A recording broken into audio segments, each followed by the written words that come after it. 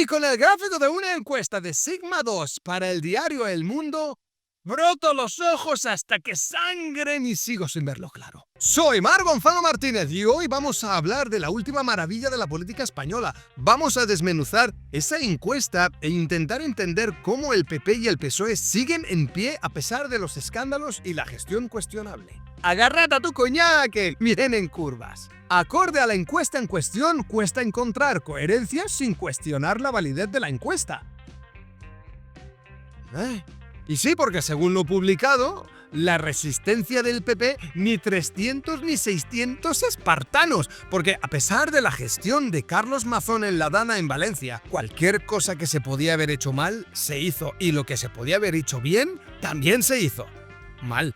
El PP solo pierde un diputado nacional. Esto muestra una resistencia notable del PP a nivel nacional, incluso cuando hay problemas a nivel regional. Pero, ¿por qué sigue resistiendo el PP? La respuesta podría estar en la falta de alternativas viables. Los votantes, cansados de promesas incumplidas y escándalos, parece que prefieren quedarse con lo conocido, aunque sea malo, antes que arriesgarse con algo nuevo. Además, la maquinaria del PP es fuerte y sabe cómo mantener sus bases de votantes fieles, utilizando tácticas de comunicación efectivas y una red de apoyo bien estructurada y establecida. La red de apoyo sería la siguiente. El PP tiene una presencia sólida en casi todas las comunidades autónomas y municipios. Tiene una red tan bien organizada que hasta los Boy Scouts envidiarían su logística. Están en todas partes, no como el wifi gratis, claro. Una red de militantes y simpatizantes. Cuenta con una base tan leal que ni los fans de Star Wars. Y claro, participan activamente en la vida del partido, manteniendo la cohesión interna. Tácticas de comunicación. Utilizan esas tácticas muy efectivamente para mantener a su base informada y comprometida a través de campañas en redes sociales y medios tradicionales, como pueden ser la televisión y la radio. Apoyo de grupos de interés. Ha cultivado relaciones con empresarios, sindicatos y organizaciones civiles, proporcionando respaldo adicional y recursos sin fin. Si necesitas un pase VIP, esta gente te lo encuentra seguro. Historial de gobierno. Su experiencia en el gobierno le ha permitido construir una red de contactos y aliados también parecido a lo que decíamos anteriormente en diferentes sectores. Así refuerzan su capacidad para gestionar crisis como por ejemplo la última, la de la Dana. ¿Y qué decimos del crecimiento de Vox? Ahí los tienes. Después de una bajada que parecía definitiva porque iban para abajo, para abajo, para abajo, ¡bam! Vox vuelve al ruedo, ganando 1.4 puntos y alcanzando 33 escaños, como quien recupera el wifi tras reiniciar el router. Su receta del éxito es clara: canalizar el descontento y la frustración, que en España, de eso siempre hay de sobras. En tiempos de crisis, sus mensajes simples, casi eslóganes de camiseta, calan hondo en quienes buscan soluciones inmediatas y sin complicaciones. ¡Todo está muy mal! Pero nosotros lo arreglamos fácil. O ese parece ser su lema. Y oye, creo que funciona. Además, la etiqueta de anti-establishment les queda como un guante, atrayendo a aquellos que sienten que los partidos tradicionales ya no es lo que era, que les han fallado, les han traicionado. El secreto: ser contundentes, vender certezas y, ¿por qué no?, un poco de drama, para animar el panorama. Y mientras el PP y el PSOE se pelean por ver quién comete menos errores, Vox se cuela por el centro, recogiendo a los votantes hartos como si fueran un Pokémon cabreado. ¡Ah!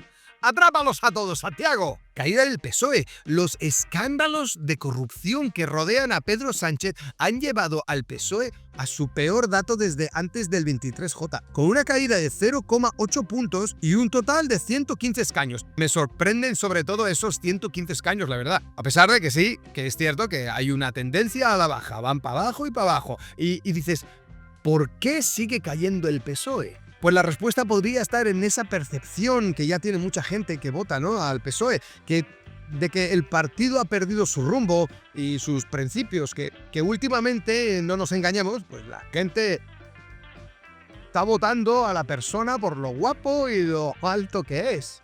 Creo que lo de Sánchez es envidia pura y dura.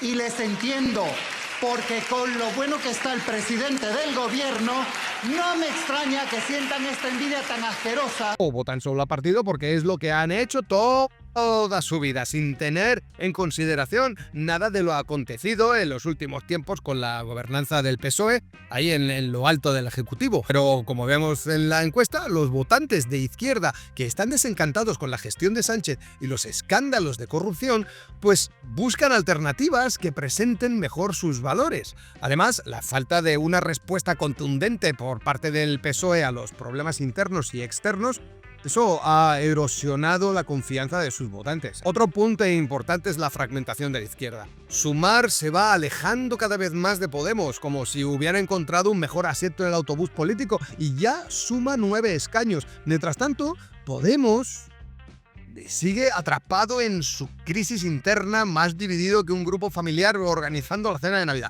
Y los escándalos del gobierno, pues ni los capitalizan, ni los niegan, ni nada de nada. Simplemente miran pasar como quien ve llover desde la ventana. Van a tener que cambiar el nombre a Podemos.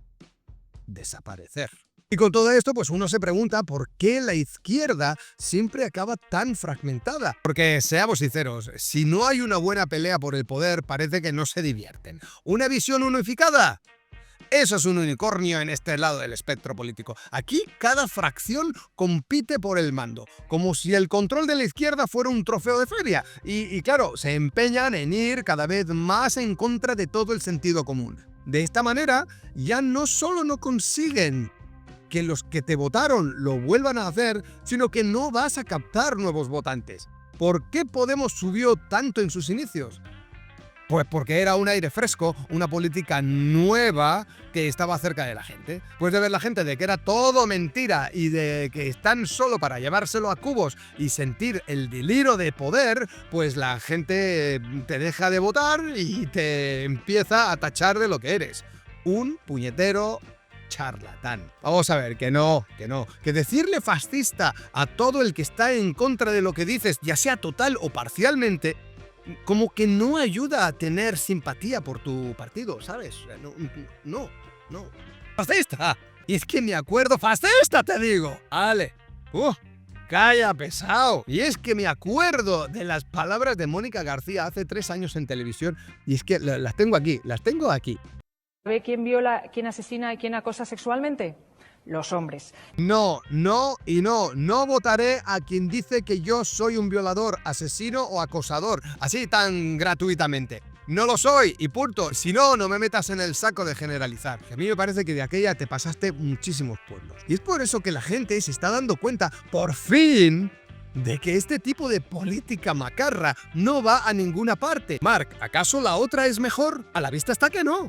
Pero se ha probado con algo diferente y vemos que sigue todo igual que estaba o peor. Y que esos que iban a cambiar la política española cometen los mismos fallos, pero multiplicando los problemas de la sociedad. Pues ya está. ¿No ha salido bien el experimento? ¡Fuera! ¡Que venga otro! Y ya está. Y si ese otro lo hace mal, también fuera. Tenemos el mejor instrumento, de momento, para cortarle las alas a los políticos que se pasan de listos. Los votos y la justicia. Lo segundo, con la manipulación que hay en todos los gobiernos, poco me fío. De lo primero, aún hay esperanza y se puede usar a favor nuestro, siempre y cuando no digamos yo que soy socialista de toda la vida y mi familia también y voto a PSOE pues porque sí. O el otro que dice yo soy de derecha de toda la vida también y para mí el PP y nadie más. Estoy segurísimo de que más del 95% de los votantes de cualquier partido no sabe el programa electoral del partido al que está votando. Y si se lo dicen y no es bueno, ya sale la coletilla. Y bueno, pues los otros también lo hacen, así que no pasa nada. Y este es el resultado. Una izquierda tan rota que presentar una alternativa fuerte y coherente es como intentar montar un mueble de Ikea sin las instrucciones.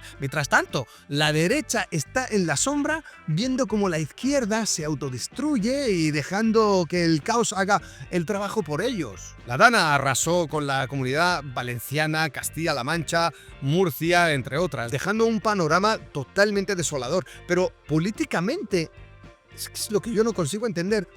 Parece que el PP se puso el impermeable y salió casi seco. La gestión de Carlos Mazón recibió tantas críticas como granizo en invierno, pero a nivel nacional pues, chico, ni se han inmutado. ¿Por qué? Pues porque el PP tiene un superpoder, que es desviar la atención mejor que un mago en Las Vegas. En lugar de asumir responsabilidades, se sacaron un clásico de «estamos trabajando en ello». Y a otra cosa, mariposa, ¿hay lecciones aprendidas?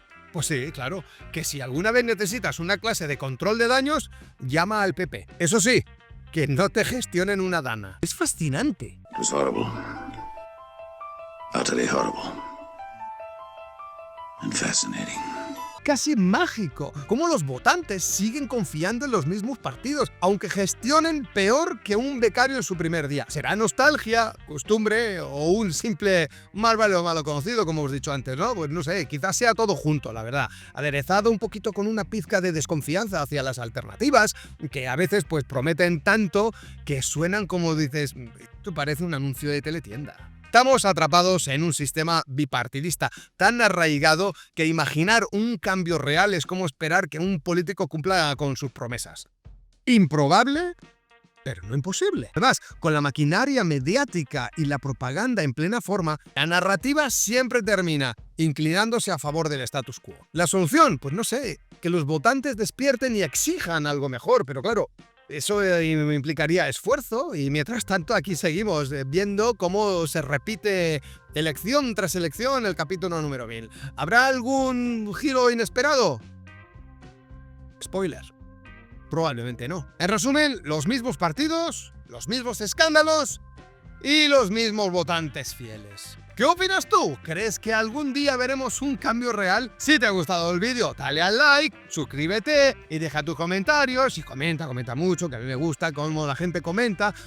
Buenos, malos, regulares. Los correspondo todos. Pero todos. Y no olviden supervitaminarse y mineralizarse.